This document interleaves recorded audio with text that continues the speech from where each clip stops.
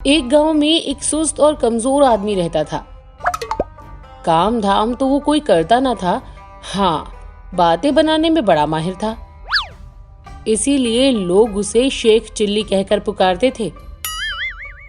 Sheikh chilli के घर की हालत इतनी खराब थी कि महीने में 20 दिन चूल्हा नहीं जल पाता था।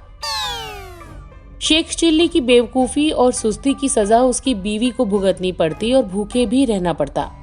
एक दिन शेख चिल्ली की बीवी को बड़ा गुस्सा आया। वो बहुत बिगड़ी और कहा, अब मैं तुम्हारी कोई बात नहीं सुनना चाहती, चाहे जो कुछ करो, लेकिन मुझे तो पैसे चाहिए बस।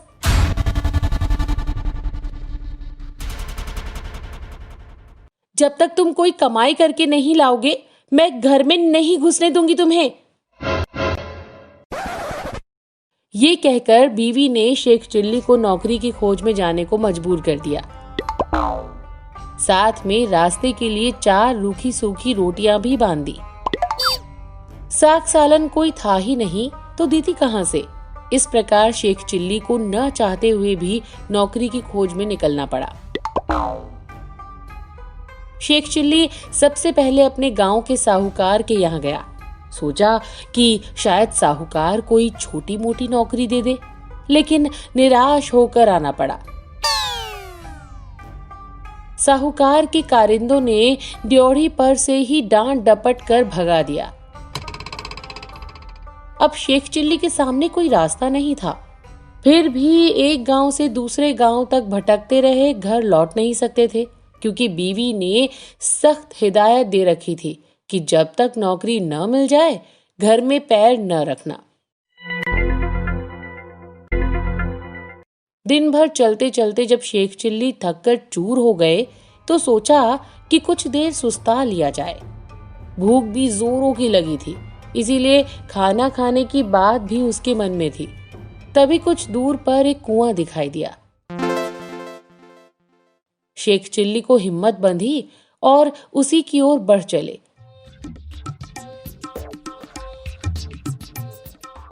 कुएं के चबूतरे पर बैठकर शेख चिल्ली ने बीवी की दी हुई रोटियों की पोटली खोली। उसमें 4 रूखी सूखी रोटियां थीं।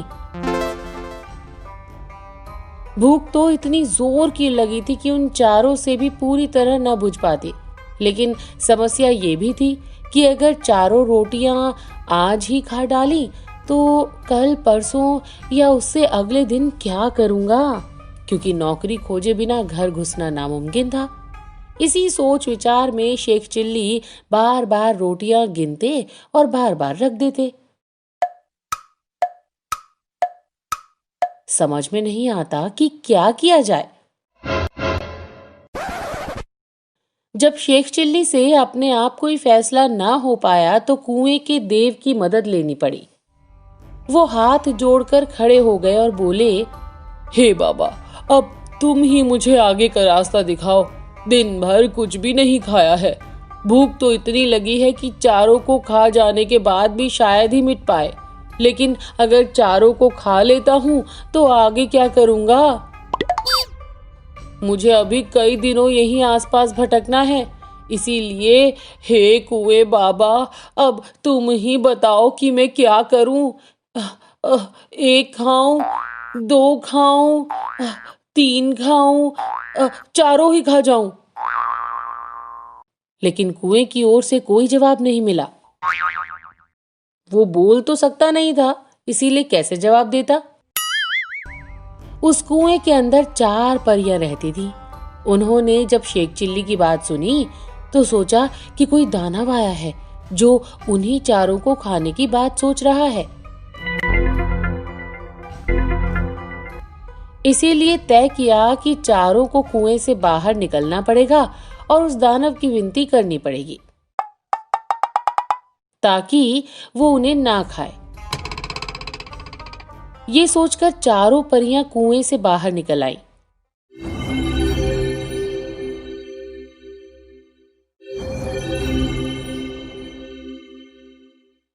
हाथ जोड़कर वे शेख चिल्ली से बोली, हे दानवराज, आप तो बड़े बलशाली हैं।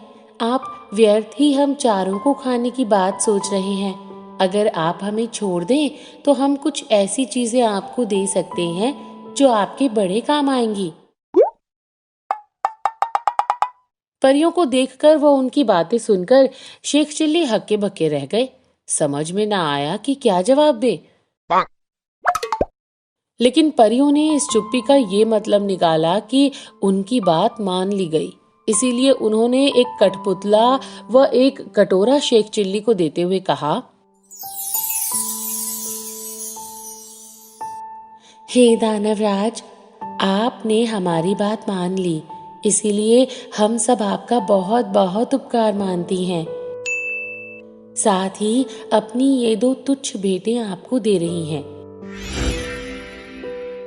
ये कठपुतला हर समय आपकी नौकरी बजाएगा, आप जो कुछ कहेंगे करेगा।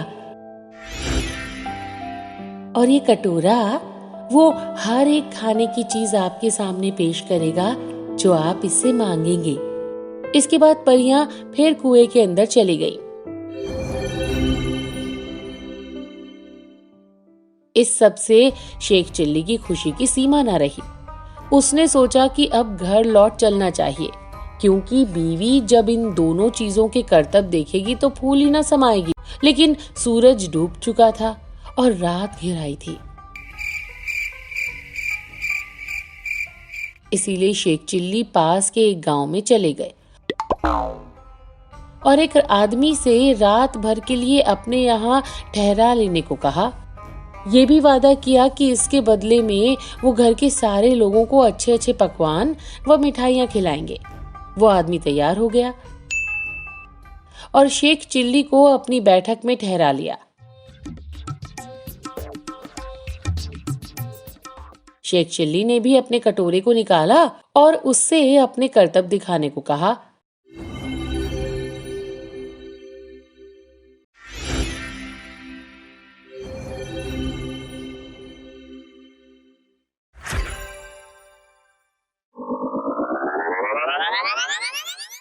बात ही बात में खाने की अच्छी अच्छी चीजों के ढेर लग गए।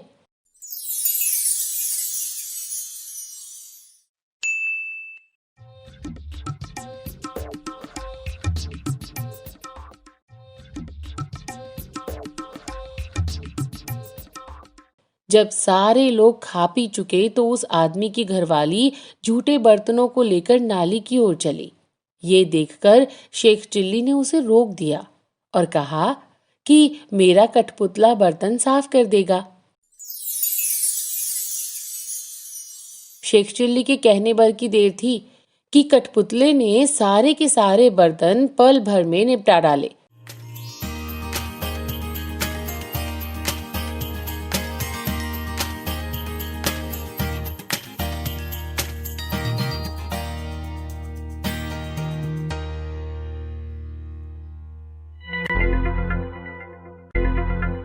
शेख चिल्ली के कठपुतले और कटोरे के ये अजीबोगरीब करतब देखकर गांव के उस आदमी और बीवी के मन में लालच आ गया।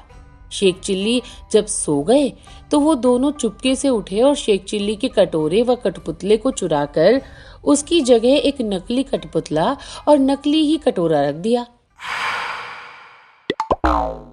शेख चिल्ली को ये बात पता न चली। सवेरे उठकर उन्होंने हाथ मुंह धोया और दोनों नकली चीजें लेकर घर की ओर चल दिए। घर पहुंचकर उन्होंने बड़ी डींगे हाँकी और बीवी से कहा, भगवान, अब तुझे कभी किसी बात के लिए झींकना नहीं पड़ेगा। न घर में खाने को किसी चीज की कमी रहेगी और ना ही कोई काम हमें तुम्हें करना पड़ेगा। तुम जो चीज खाना चाहोगी मेरा ये कटोरा तुम्हें खिलाएगा और जो काम करवाना चाहोगी मेरा ये कठपुतला कर डालेगा। लेकिन शेख चिल्ली की बीवी को इन बातों पर विश्वास ना हुआ। तुम तो ऐसी डींगे रोज ही मारा करते हो, कुछ करके दिखाओ तो जानूं। हाँ, क्यों नहीं? शेख चिल्ली ने तपाक से जवाब दिया और कटोरा व कठपुतले से अपने अपने करतब दिखाने को कहा। लेकिन वो दोनों चीजें तो नकली थीं।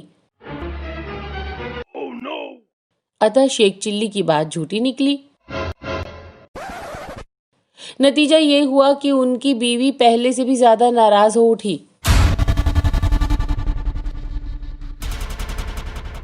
कहा, तुम मुझे इस तरह धोखा देने की कोशिश करते हो। जब से तुम घर से गए हो, घर में चूल्हा नहीं जला है। कहीं जाकर मन लगाकर काम करो तो कुछ तनख्वाह मिले और हम दोनों को 2 जून का खाना नसीब हो। इन जादुई चीजों से कुछ नहीं होने का। बेबस शेख चिल्ली खिसियाए हुए से फिर चल दिए और वो फिर उसी कुएं के चबूतरे पर जाकर बैठ गए। समझ में नहीं आ रहा था कि अब क्या किया जाए। जब सोचते सोचते वो हार गए और कुछ भी समझ में नहीं आया तो उनकी आंखें छलछला आईं और रोने लगे। ये देखकर कुएं की चारों परियां फिर बाहर आईं और शेख चिल्ली से उनके रोने का कारण पूछा। शेख चिल्ली ने सारी आप बीती कह सुनाई। परियों को हंसी आ गई। वे बोली, हमने तो तुमको कोई भयानक दानव समझा था और इसीलिए खुश करने के लिए वो चीजें दी थी, लेकिन तुम तो बड़े ही भोले भाले और सीधे आदमी निकले। खैर, घबराने की जरूरत नहीं, हम तुम्हारी मदद करेंगे। तुम्हारा कठपुतला और कटोरा उन्हीं लोगों ने चुराया है जिनके यहाँ रात को तुम रुके थे। इस बार तुम्हें एक रस्सी व डंडा दे रही हैं। इसकी मदद से तुम उन दोनों को बांध व मारकर अपनी दोनों चीजें वापस पा सकते हो। इसके बाद परियां फिर कुएं में चली गईं। जादुई रस्सी डंडे को लेकर शेख चिल्ली फिर उसी आदमी के यहाँ पहुंचे और कहा, इस बार मैं तुम्हें कुछ और नए करतब दिखाऊंगा। वो आदमी भी लालच का मारा था।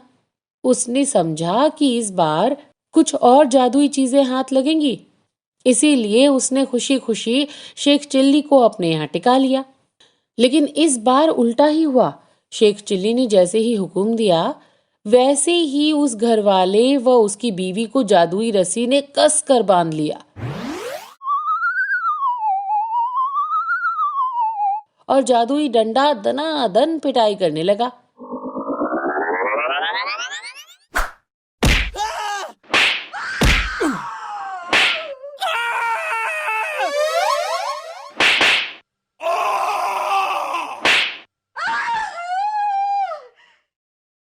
अब तो वे दोनों चीखने चिल्लाने और माफी मांगने लगे।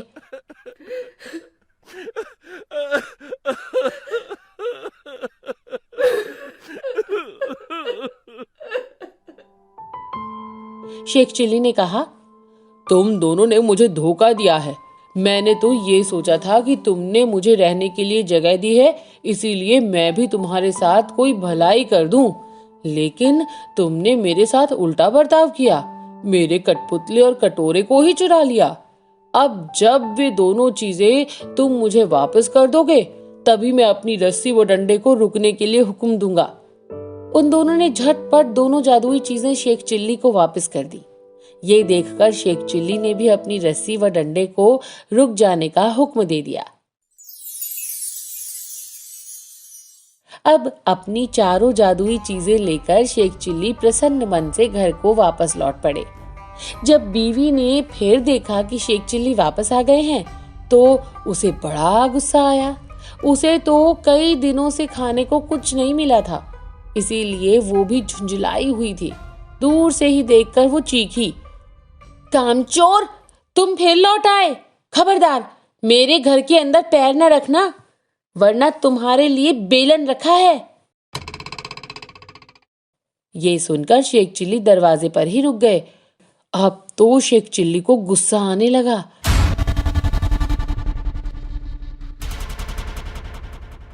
और मन ही मन उन्होंने रस्सी व डंडे को हुक्म दिया कि वे उसे काबू में करें। रस्सी और डंडे ने अपना काम शुरू कर दिया। रस्सी ने कसकर बांध लिया और डंडे ने पिटाई करनी शुरू कर दी।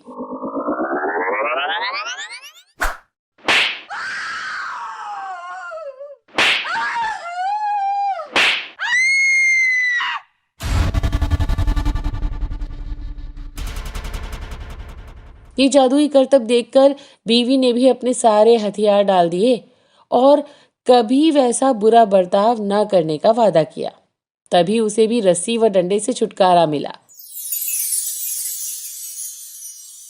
अब शेख चिल्ली ने अपने कठपुतले व कटोरे को हुक्म देना शुरू किया।